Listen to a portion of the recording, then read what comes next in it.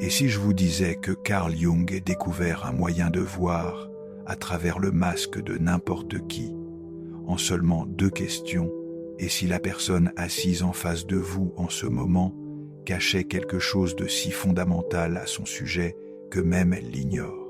Restez avec moi, car à la fin de cette vidéo, vous ne verrez plus jamais les gens de la même manière. Vous pensez connaître des gens, n'est-ce pas? Vous pensez pouvoir les décrypter, comprendre leurs motivations, prédire leur comportement, mais Carl Jung a dit quelque chose qui va faire voler en éclats cette illusion. Selon Carl Jung, le père de la psychologie analytique, tout ce qui nous irrite chez les autres peut nous conduire à une meilleure compréhension de nous-mêmes. Mais voici ce que la plupart des gens ignorent. Jung a découvert que notre véritable caractère ne se révèle pas dans nos réussites, nos exploits, ni même nos échecs. Il se révèle dans quelque chose de bien plus subtil, de bien plus révélateur, et je suis sur le point de vous montrer exactement comment le découvrir. Carl Jung a passé plus de 5 décennies à étudier la psyché humaine, et ce qu'il a découvert est dérangeant. Il a constaté que chaque personne porte ce qu'il a appelé une persona, un masque que nous présentons au monde. Mais sous ce masque se cache quelque chose que Jung a nommé l'ombre, les parties de nous-mêmes que nous refusons de reconnaître. Mais c'est là que cela devient intéressant, et c'est pourquoi vous devez prêter attention à chaque mot que je vais prononcer. Jung a découvert que lorsque nous sommes à l'aise, lorsque nous sommes en contrôle, nous pouvons maintenir notre persona à la perfection.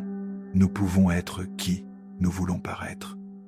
Mais il y a 2 moments précis, 2 déclencheurs psychologiques exacts, où ce masque tombe inévitablement, et c'est là qu'interviennent les 2 questions de Jung.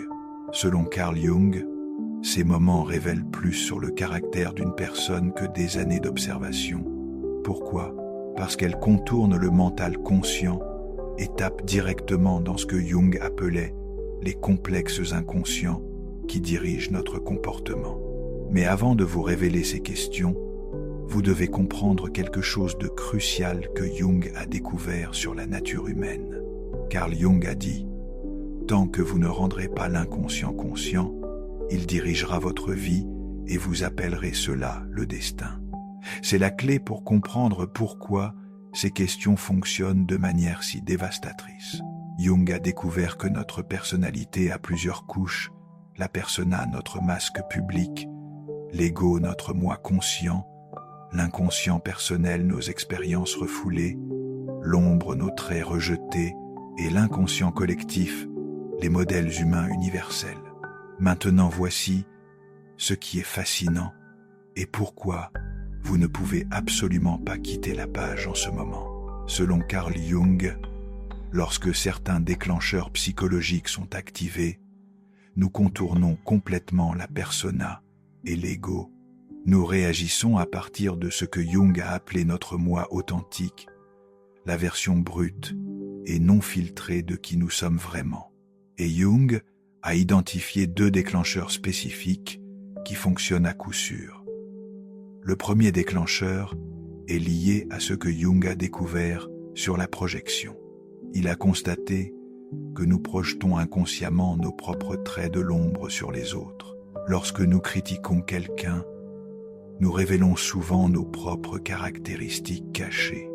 Le second déclencheur implique ce que Jung a appelé l'inflation de l'ego. Lorsque notre sentiment de soi est menacé ou élevé au-delà des limites normales, notre véritable caractère émerge de derrière le masque. Mais vous vous demandez probablement quelles sont ces questions. Étendez, car la manière de les poser est plus importante que les questions elles-mêmes. Première question. Quel genre de personne ne supportez-vous absolument pas?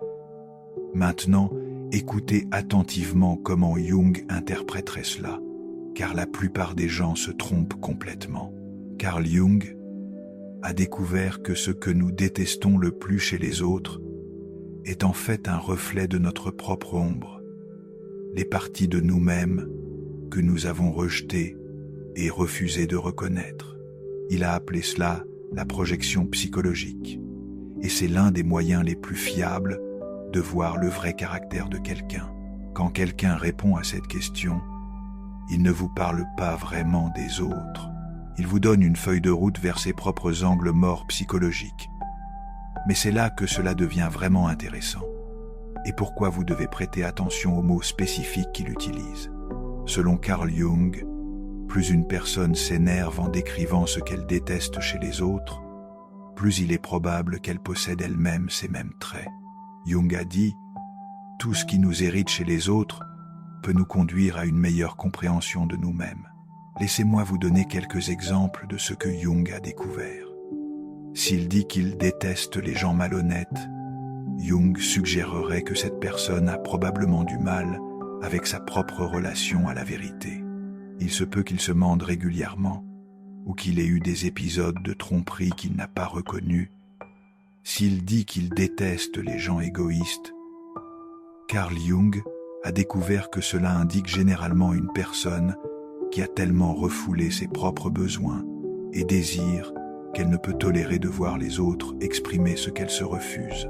S'il dit qu'il déteste les gens faibles, Jung a constaté que cela révèle presque toujours quelqu'un qui est terrifié par sa propre vulnérabilité et a construit toute son identité autour de l'apparence de la force. Mais voici la partie cruciale que Jung a découverte et pourquoi cette question est si révélatrice. L'ombre ne contient pas seulement des traits négatifs, elle contient tous traits que nous avons appris à rejeter en nous. Parfois, les gens disent qu'ils détestent les fanfarons ou les personnes qui sont trop heureuses. Jung a découvert que cela révèle quelqu'un qui a réprimé sa propre joie ou sa confiance. Maintenant, la deuxième question est encore plus révélatrice car elle prend les gens quand leur garde est complètement baissée. Deuxième question. Racontez-moi une fois où vous étiez absolument certain d'avoir raison sur quelque chose, mais il s'est avéré que vous aviez tort. C'est là que le génie de Carl Jung se manifeste vraiment, car cette question révèle quelque chose que la plupart des gens ne voient jamais à leur sujet. Jung a découvert que la façon dont quelqu'un gère le fait d'avoir tort révèle son véritable caractère bien plus que la façon dont il gère le fait d'avoir raison. Pourquoi ? Parce qu'avoir tort menace ce que Jung appelait l'idéal de l'ego, notre image de nous-mêmes en tant que personne compétente et savante. Selon Carl Jung, lorsque notre idéal de l'ego est menacé, plusieurs mécanismes de défense inconscients se mettent en place. Le déni, ils prétendront qu'ils n'avaient pas vraiment tort, mais que les circonstances ont changé. La rationalisation, ils créeront des explications élaborées pour justifier pourquoi leur erreur était en fait raisonnable. La projection, ils blâmeront les autres pour les avoir induits dans l'erreur. La minimisation, ils diront que ce n'était pas important de toute façon. Mais voici ce que Jung a découvert et qui va vous époustoufler. Les personnes avec le caractère le plus fort, selon Jung, n'utilisent pas du tout ces mécanismes de défense. Au lieu de cela, elles font quelque chose que Jung a appelé tenir l'attention des opposés. Elles peuvent reconnaître qu'elles ont eu tort sans que toute leur image de soi ne s'effondre. Carl Jung a dit « Le privilège d'une vie est de devenir qui vous êtes vraiment. Et les personnes qui peuvent examiner honnêtement leurs erreurs sont celles qui deviennent activement leur moi authentique. » Mais faites attention à ces réponses spécifiques, car Jung a découvert qu'elles révèlent des stress de caractère cruciaux. S'ils ne peuvent pas trouver d'exemple, Jung dirait que cette personne vit dans un tel déni qu'elle a construit une fantaisie élaborée sur sa propre infaillibilité. C'est ce que Jung a appelé l'inflation psychologique lorsque l'ego devient si rigide qu'il ne peut tolérer aucune imperfection.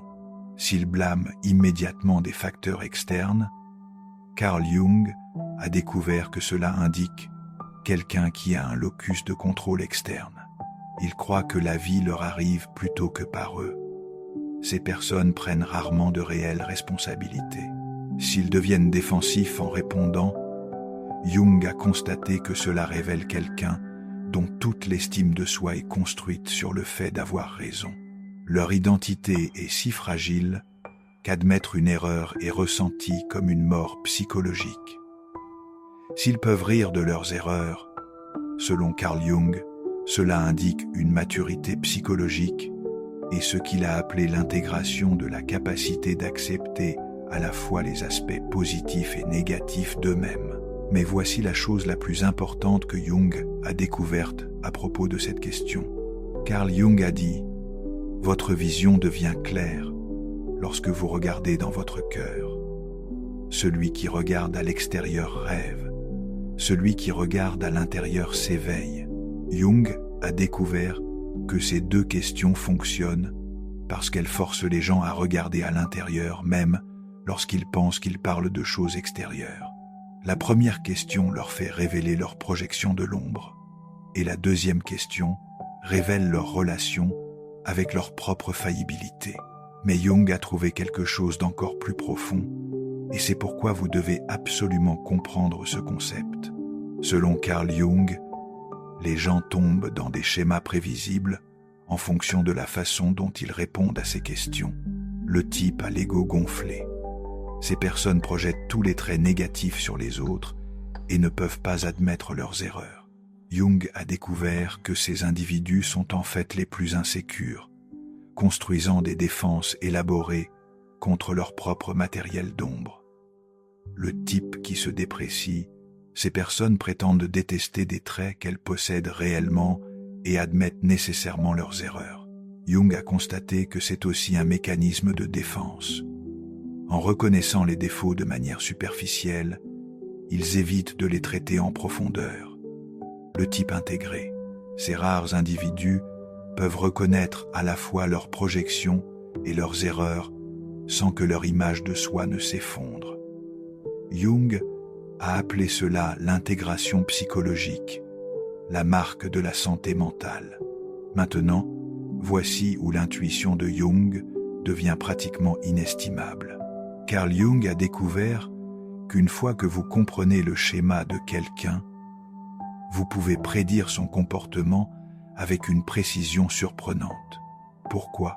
Parce que Jung a constaté que les gens sont bien plus cohérents qu'il n'y paraît. Ils expriment simplement leur schéma de base de différentes manières, selon la situation. Mais il y a quelque chose d'encore plus important que Jung a découvert, et si vous êtes toujours en train de regarder, vous devez entendre ceci. Carl Jung a passé des décennies à étudier ce qu'il a appelé le côté sombre de la nature humaine, et il a découvert des signaux d'alarme spécifiques qui apparaissent lorsque vous posez ces questions. Drapeau rouge en déguis 1, il projette tous les traits négatifs sur des groupes spécifiques. Jung a découvert que les personnes saines reconnaissent des traits négatifs chez tous les types de personnes. Lorsqu'une personne projette constamment sur un seul groupe, un parti politique, un genre, une race, une profession, Jung a constaté que cela indique une division psychologique dangereuse. Drapeau rouge en déguis 2, ils n'ont jamais eu tort sur rien d'important. Selon Carl Jung, ce niveau de déni indique ce qu'il a appelé l'inflation psychologique, un dangereux détachement de la réalité qui précède souvent des crises de vie majeures. Drapeau rouge en déguis 3, leur énergie change complètement lorsqu'ils discutent de ce qu'ils détestent. Jung a découvert que les changements soudains d'énergie indiquent que vous avez touché un complexe d'ombre majeur. Plus le changement est dramatique, plus vous avez découvert de matériel refoulé. Drapeau rouge en déguis 15, il vous retourne les questions de manière agressive. Carl Jung a constaté que les personnes qui détournent immédiatement ces questions cachent souvent le matériel d'ombre le plus important. Mais voici ce que Jung a découvert qui pourrait être la perspicacité la plus importante de toutes. Carl Jung a dit « La rencontre de deux personnalités est comme le contact de deux substances chimiques. S'il y a une réaction, les deux sont transformés. Si ces informations ont créé une réaction chimique en vous, s'il vous plaît, partagez cette vidéo avec quelqu'un qui pourrait en avoir besoin. Votre simple action pourrait être le catalyseur de sa transformation. Jung a découvert que ces questions ne révèlent pas seulement le caractère, elles changent en fait les gens. Pourquoi ? Parce que l'acte de réflexion honnête sur soi est ce que Jung a appelé le début de l'individuation, le processus de devenir votre moi authentique. Et c'est pourquoi vous devez être prudent dans la façon dont vous utilisez cette connaissance. Selon Carl Jung, lorsque vous voyez le matériel de l'ombre de quelqu'un, vous avez le choix. Vous pouvez l'utiliser pour le manipuler ou vous pouvez l'utiliser pour le comprendre plus profondément. Jung a découvert que la manipulation crée ce qu'il a appelé un poison psychologique. Elle corrompt à la fois le manipulateur et le manipulé. Mais lorsque vous utilisez ces intuitions pour une véritable compréhension, Jung a constaté que quelque chose de remarquable se produit. Les relations deviennent plus authentiques, plus honnêtes, plus réelles. Maintenant, voici la partie que Jung a découverte et qui va changer la façon dont vous vous voyez. Jung a réalisé que ces questions fonctionnent dans les deux sens. Lorsque vous les posez aux autres, vous êtes également forcé de confronter vos propres réponses. Lorsque vous jugez les projections de quelqu'un d'autre, vous révélez les vôtres. Lorsque vous analysez la façon dont il gère le fait d'avoir tort, vous confrontez votre propre relation avec la fallibilité. Carl Jung a dit « Tout ce qui nous irrite chez les autres peut nous conduire à une meilleure compréhension de nous-mêmes. » Ce n'est pas seulement une jolie phrase, c'est la clé de la croissance psychologique. Mais Jung a découvert quelque chose d'encore plus profond sur la nature humaine. Selon Carl Jung, une fois que vous comprenez ces schémas psychologiques, vous pouvez les appliquer dans tous les domaines de votre vie. Dans les relations, vous pouvez voir au-delà de la persona que votre partenaire présente et comprendre ces schémas psychologiques plus profonds. Jung a découvert que cela mène à une intimité plus authentique. Dans les affaires, vous pouvez identifier les motivations profondes et les angles morts des gens. Carl Jung a constaté que la plupart des conflits d'affaires proviennent de projections de l'ombre non reconnues. Dans l'éducation des enfants, vous pouvez aider vos enfants à développer la conscience de soi et en modélisant une réflexion honnête sur soi. Jung a découvert que les enfants qui apprennent à reconnaître leur ombre tôt développent une santé psychologique plus forte. Dans le leadership, vous pouvez créer des environnements où les gens se sentent en sécurité pour être authentiques. Selon Carl Jung, un leadership authentique nécessite de reconnaître son propre matériel d'ombre en premier. Mais voici la chose la plus importante que Jung a découverte. Carl Jung a découvert quelque chose de crucial sur l'utilisation des intuitions psychologiques. La chose la plus terrifiante est de s'accepter complètement. Jung a constaté que les personnes qui deviennent douées pour lire les autres utilisent souvent cette capacité pour éviter de se regarder elles-mêmes. Elles deviennent des voyeurs psychologiques disséquant tout le monde, tout en restant aveugles à leur propre schéma. Selon Carl Jung, c'est le plus grand danger de la connaissance psychologique. Elle peut devenir un autre mécanisme de défense, une autre façon d'éviter la confrontation authentique avec soi-même. Jung a dit « Votre tâche n'est pas de chercher l'amour, mais simplement de chercher et de trouver toutes les barrières que vous avez construites contre lui en vous-même. » La même chose est vraie pour la connaissance de soi. Votre tâche n'est pas d'analyser les autres, mais de trouver les barrières que vous avez construites contre le fait de vous connaître. Alors voici mon défi pour vous. Carl Jung a passé des décennies à scruter les coins les plus sombres de la psyché humaine. Et ce qu'il a découvert là, bas, n'était pas confortable. Ce n'était pas soigné. Ce n'était pas la version aseptisée de la connaissance de soi que la plupart d'entre nous préférons. Au lieu de cela, Jung a trouvé quelque chose de bien plus profond et troublant, que chaque personne que nous rencontrons est un miroir reflétant des aspects de nous-mêmes que nous préférions ne pas reconnaître. Mais Jung a compris quelque chose de crucial sur la nature humaine que la plupart des gens manquent complètement. Avant de pouvoir vraiment comprendre les autres, avant de pouvoir décrypter leurs motivations, prédire leur comportement ou les aider à grandir, nous devons d'abord tourner ce regard pénétrant vers l'intérieur. Nous devons être prêts à affronter les vérités inconfortables à notre sujet que nous passons la plupart de nos vies à éviter. C'est pourquoi Jung insisterait sur le fait qu'avant d'utiliser ces intuitions psychologiques les plus révélatrices sur quelqu'un d'autre, vous devez d'abord répondre à 2 questions d'une simplicité trompeuse à votre sujet. Le premier miroir, ce que nous ne supportons pas. Quel genre de personne ne supportez-vous absolument pas? Pensez-y un instant, réfléchissez vraiment. Qui vous donne la chair de poule?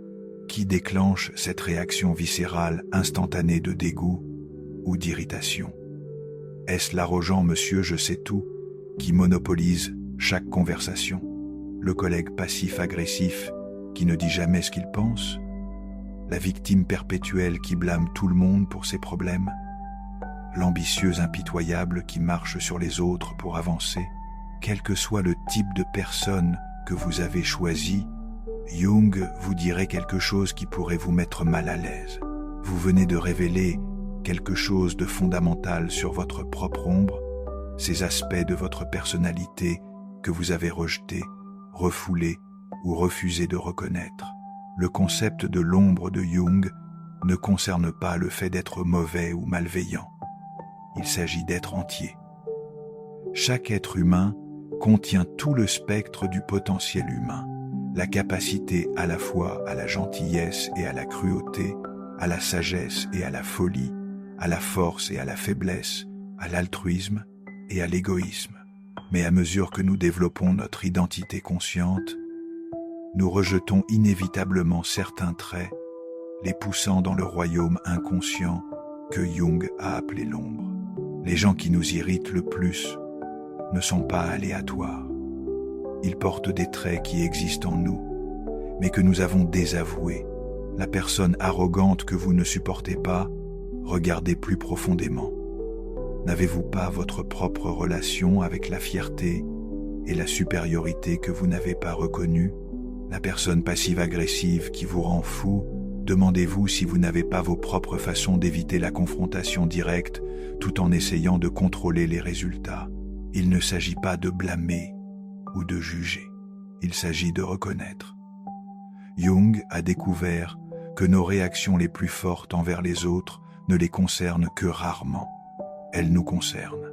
Lorsque nous jugeons quelqu'un sévèrement, nous voyons souvent une partie de nous-mêmes désavouée se refléter en nous, et cette reconnaissance crée une panique inconsciente que nous ressentons comme de l'irritation, de la colère ou du dégoût. L'ombre n'est pas notre ennemi, c'est notre enseignant. Elles contiennent non seulement nos traits négatifs rejetés, mais aussi des qualités positives que nous avons désavouées parce qu'elles ne correspondaient pas à notre image de soi ou n'étaient pas acceptables dans notre environnement. La personne dont vous êtes jaloux de la confiance pourrait vous montrer votre propre pouvoir inexprimé. Celle dont l'expressivité émotionnelle vous agace pourrait refléter votre propre capacité enfouie à ressentir. Le second miroir, notre relation avec la faillibilité. Dites-vous une fois où vous étiez absolument certain d'avoir raison, mais où vous aviez tort. Cette deuxième question est encore plus profonde que la première. Elle nous demande d'examiner non seulement ce que nous n'aimons pas chez les autres, mais aussi comment nous gérons l'un des aspects les plus difficiles d'être humain, la faillibilité. Comment réagissez-vous lorsque vous découvrez que vous vous êtes trompé? Vous dérobez-vous et rationalisez-vous? Ou attaquez-vous la personne ou l'information qui a contesté votre certitude? Vous réfugiez-vous dans la honte et l'autocritique? Redoublez-vous d'efforts et insistez-vous sur le fait que vous avez toujours raison malgré les preuves du contraire? Ou faites-vous une pause, réfléchissez-vous et considérez-vous sincèrement ce que ce moment d'erreur pourrait vous enseigner Jung, a compris que notre relation avec le fait d'avoir tort révèle tout sur notre maturité psychologique. La personne qui ne peut tolérer d'avoir tort est piégée dans une prison de sa propre création, défendant à jamais un faux moi qui doit maintenir l'illusion de la perfection. La personne qui s'effondre de honte lorsqu'elle a tort est également piégée, incapable de séparer sa valeur de son exactitude. Mais la personne qui peut s'asseoir avec l'erreur, la personne qui peut examiner son erreur avec curiosité plutôt que de manière défensive, a accédé à quelque chose de profond. Elle a touché l'humilité que Jung considérait comme essentielle pour une véritable croissance psychologique. Elle a reconnu que la certitude est souvent une illusion, que nos perspectives sont limitées, et qu'avoir tort n'est pas une catastrophe, c'est une information.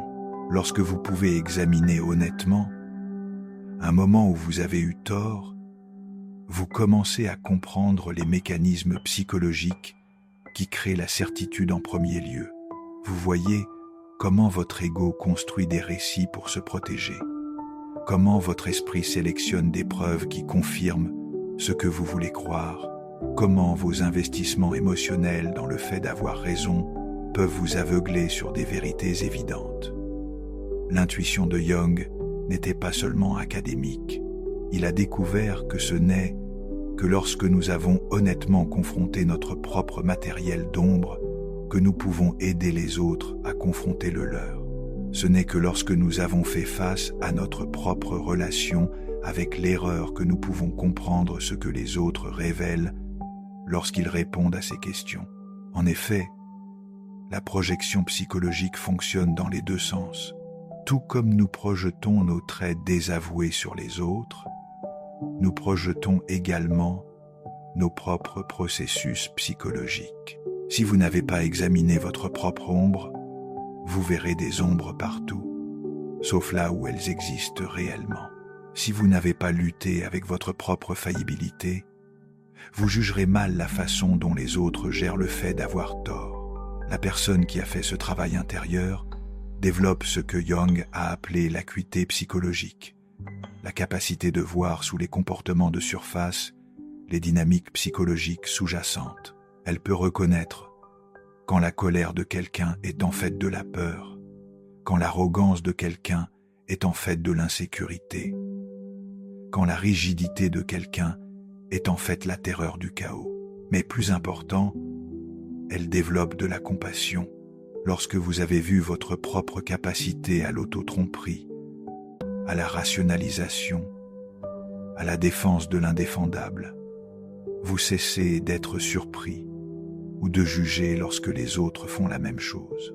Vous reconnaissez ces comportements non pas comme des défauts de caractère, mais comme des stratégies humaines universelles pour gérer la douleur psychologique. L'intuition ultime de Jung ne consistait pas à devenir un expert pour lire les gens. Il s'agissait de devenir un expert pour se lire soi-même. Parce que lorsque vous comprenez vraiment votre propre paysage psychologique, lorsque vous avez cartographié votre propre ombre et fait la paix avec votre propre faillibilité, quelque chose de remarquable se produit. Les autres cessent d'être mystérieux. Vous commencez à voir que le collègue qui vous frustre est aux prises avec les mêmes conflits internes que vous. Il les exprime simplement différemment. Le membre de la famille qui vous rend fou se défend contre les mêmes peurs fondamentales que vous hébergez. L'étranger dont le comportement semble incompréhensible utilise des stratégies différentes pour répondre aux mêmes besoins humains fondamentaux que vous. Cette reconnaissance n'excuse pas les comportements nuisibles ni n'élimine le besoin de limite, mais elle transforme votre relation avec les autres d'une relation de jugement et de frustration à une relation de compréhension et finalement de compassion. Comme Jung le dit lui-même, tout ce qui nous irrite chez les autres peut nous conduire à une meilleure compréhension de nous-mêmes. La question n'est pas de savoir si ces intuitions changeront la façon dont vous voyez les gens. Elles le feront. La question est de savoir si vous êtes assez courageux pour les laisser changer la façon dont vous vous voyez Parce que, comme Jung l'a découvert au cours de décennies de travail avec la psyché humaine, c'est là que la vraie transformation commence. Dans le travail inconfortable nécessaire et libérateur de se connaître complètement avec son ombre et tout le reste. Merci beaucoup d'être resté avec moi à travers cette exploration. Si vous avez trouvé de la valeur dans la discussion d'aujourd'hui, n'oubliez pas de vous abonner à la chaîne et de partager cette vidéo avec quelqu'un qui pourrait en bénéficier. Et si vous souhaitez aller plus loin en soutenant ce travail, vous pouvez maintenant laisser un super merci ci-dessous. C'est une petite façon de dire merci et cela aide vraiment à faire vivre cette chaîne.